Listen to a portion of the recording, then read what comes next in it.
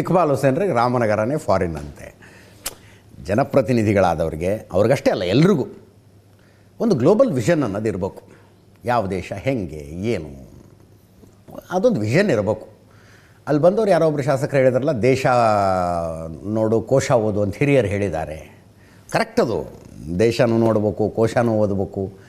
ಸಮಸ್ಯೆ ಆಗೋದು, ಸಮಸ್ಯೆ ಅಂದರೆ ಪ್ರಶ್ನೆಗಳು ಹೇಳೋದು ಹಿಂಗೆ ಗುಂಪು ಗುಂಪಾಗಿ ನೋಡೋದಕ್ಕೆ ಹೋದಾಗ. ನಮ್ಮ ಪ್ರಶಾಂತ್ನಾಥ್ ನನಗೆ ಕೇಳಿದ್ರು, ನನಗೆ ಹೌದಲ್ಲ ಅನ್ನಿಸ್ತು. ಈಗ ನಾವೊಂದು 275 ಜನ ಇದ್ದೀವಪ್ಪ ನಮ್ಮ ಆಫೀಸಲ್ಲಿ. 15-20 ಜನ ಒಂದೇ ಸಲಕ್ಕೆ ನಾವು ಒಟ್ಟಿಗೆ ಪ್ರವಾಸ ಹೋಗ್ತಿದ್ವಿ ಅಂದ್ರೆ ನಾವು ಅಂದ್ಬಿಡ್ತೀವಿ, ಹೋಗಿ ಬನ್ನಿ, ಆಲ್ ದ ಬೆಸ್ಟ್, ಒಳ್ಳೆಯದಾಗಲಿ, ನಿಮ್ಮ ದುಡ್ಡಿನಲ್ಲಿ ನೀವು ತಾನೇ ಹೋಗಿ ಬನ್ನಿ ಅಂದ್ಬಿಡ್ತೀವ. ಇಲ್ಲಿ ಏನರಪ್ಪ ಕೆಲಸ ಏನು ಅಂತ ಕೇಳ್ತೀವಿ ನಾವು. ಕೇಳೋದಿಲ್ವಾ? ಪುಟ್ಟರಂಗ ಶೆಟ್ಟರು ಕೇಳಿದ್ರು, ನಮ್ಮ ದುಡ್ಡಿನಲ್ಲಿ ನಾವು ಹೋಗಕ್ಕೆ ನಾವ್ಯಾಕೆ ಹೈಕಮಾಂಡ್ ಪರ್ಮಿಷನ್ ತಗೋಬೇಕು? CMಗೆ ಹೇಳಿಲ್ಲ ನಾನು, DK ಶಿವಕುಮಾರ್ಗೆ ಯಾಕೆ ಹೇಳಬೇಕು ಅಂದ್ರೆ ಅವರು. ಈ ಮಾತೇ ಸತ್ಯ ಅನ್ನೋದಾದರೆ ಒಬ್ಬ ಸರ್ಕಾರಿ ನೌಕರ ತನ್ನ ದುಡ್ಡಿನಲ್ಲಿ ತಾನು ಫಾರಿನ್ಗೆ ಹೋಗಿ ಬರ್ತೀನಿ ಅಂದರೆ ಸರ್ಕಾರದ ಪರ್ಮಿಷನ್ ಯಾಕೆ ತಗೋಬೇಕು? ಆಯಾ ಡಿಪಾರ್ಟ್ಮೆಂಟಿಗೆ ಅಪ್ಲಿಕೇಶನ್ ಹಾಕಿ ನಿಂತ್ಕೋಬೇಕು ಗೌರ್ಮೆಂಟ್ ಎಂಪ್ಲಾಯಿಗಳು. ಇತ್ತೀಚೆಗೆ ನನ್ನ ಸ್ನೇಹಿತ ACP ಒಬ್ಬರು ಅವ್ರ ತಾಯಿಗೆ ಇಂಗ್ಲೆಂಡ್ ತೋರಿಸ್ಬೇಕು ಅಂತಿತ್ತು. ಒದಾಡ್ತಿದ್ರು ಅವರು. DG ಆಫೀಸಿಂದ ಇನ್ನೂ ಪರ್ಮಿಷನ್ ಸಿಕ್ಕಿಲ್ಲ, ಪರ್ಮಿಷನ್ ಸಿಕ್ಕಿಲ್ಲ, ಅಪ್ಲಿಕೇಶನ್ ಹಾಕ್ಕೊಂಡಿದ್ದೀನಿ.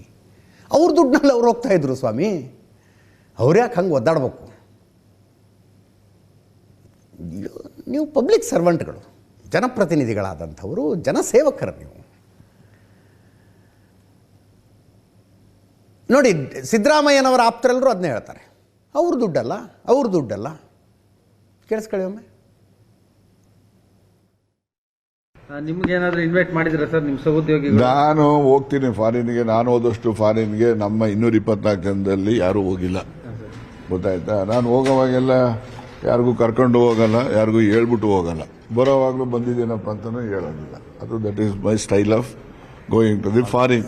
ಈಗ ಖಾಸಗಿ ಬದುಕಲ್ಲಿ ಶಾಸಕರುಗಳು ಏನಾದರೂ ಹೊರಗಡೆ ಹೋಗಬೇಕು ಅಂತಕ್ಕಂಥದ್ದು ಒಂದು ಅವರು ಮನಸ್ಸಿಗೆ ಬಂದರೆ, ಅವರು ಅವ್ರ ಸ್ವಂತ ಖರ್ಚಲ್ಲಿ ಹೋಗಿ ಬಂದರೆ, ಅದಕ್ಕೆ ಯಾಕೆ ಇಷ್ಟೊಂದು ಸಾರ್ವಜನಿಕವಾಗಿ ಆ ಥರ ಟೂರ್ ಹೋಗೋದೇ ಸರಿ ಇಲ್ಲ ಅನ್ನೋ ರೀತಿ ಅವಹೇಳನ ಮಾಡ್ತಕ್ಕಂಥ ಪದ್ಧತಿ ಬರ್ತಾ ಇದೆ, ಗೊತ್ತಿಲ್ಲಪ್ಪ. ಪಾಲಿಟಿಕ್ಸು ಪ್ರತಿಯೊಂದರಲ್ಲೂ ಕೂಡ ರಾಜಕಾರಣ ಇದ್ದೇ ಇರುತ್ತೆ. ರಾಜಕಾರಣ ಇಲ್ಲದೇ ಇರತಕ್ಕಂಥದ್ದು ಯಾವುದೂ ಇಲ್ಲ. ಆದರೆ ಅದನ್ನು ನಾವು ಸದುದ್ದೇಶದಿಂದ ಮಾಡ್ತಕ್ಕಂಥ ಒಂದು ವಿದೇಶ ಪ್ರವಾಸ ಹೋಗಿ ಬರಲಿ.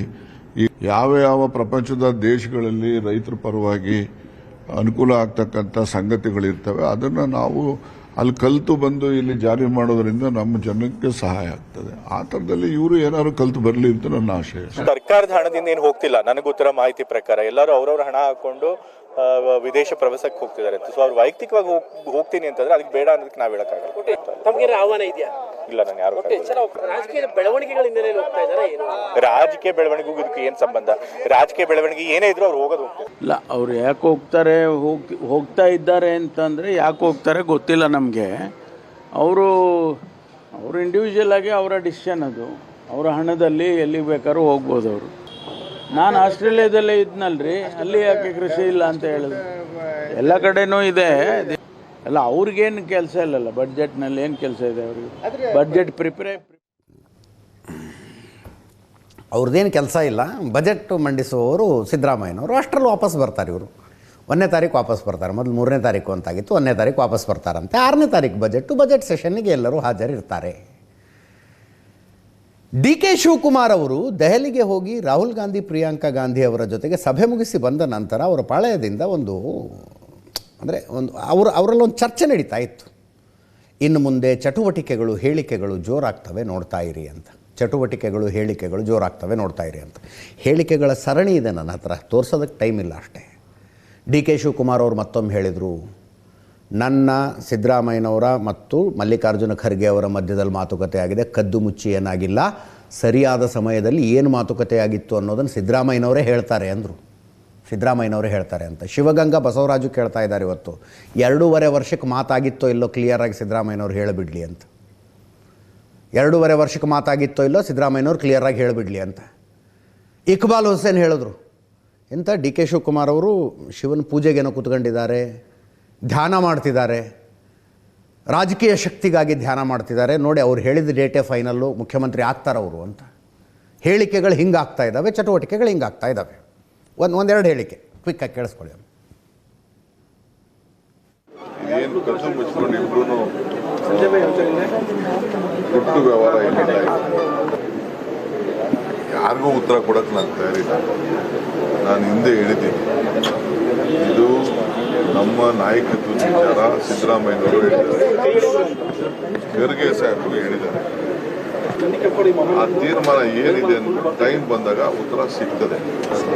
ಸಿದ್ದರಾಮಯ್ಯನವರೇ ಟೈಮಲ್ಲಿ ಏನು ಅದಕ್ಕೆ ಉತ್ತರ ಹೇಳಬೇಕು ಅದನ್ನ ಜನಕ್ಕೆ, ರಾಜ್ಯದ ಜನಕ್ಕೆ ಹೈಕಮಾಂಡ್ ಸಮ್ಮುಖದಲ್ಲೇ ಚರ್ಚೆ ಆಗಿದೆ ಸರ್ ಇದು. ನಾನು ಇದನ್ನು ನಿಮಗೆಲ್ಲ ಉತ್ತರ ಕೊಡ್ತಾ ನಾನು ಏನು ಹೇಳಬೇಕು ಅಷ್ಟು ಹೇಳ್ತಾ ಇದ್ದೀನಿ ಅಷ್ಟೇ. ನಾನು ಮಾದೇವಪ್ಪನಿಗೆ ಉತ್ತರ ಕೊಡೋಕ್ಕೆ ನಾನು ತಯಾರಿಲ್ಲ, ಯಾರಿಗೂ ಉತ್ತರ ಕೊಡಕ್ಕೆ ನಾನು ತಯಾರಿಲ್ಲ.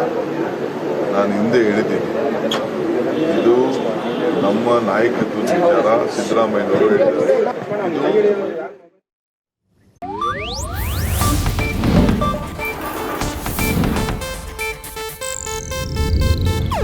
ಇದು ಏಷ್ಯಾನೆಟ್ ನ್ಯೂಸ್ ನೆಟ್ವರ್ಕ್ ಪ್ರಸ್ತುತಿ.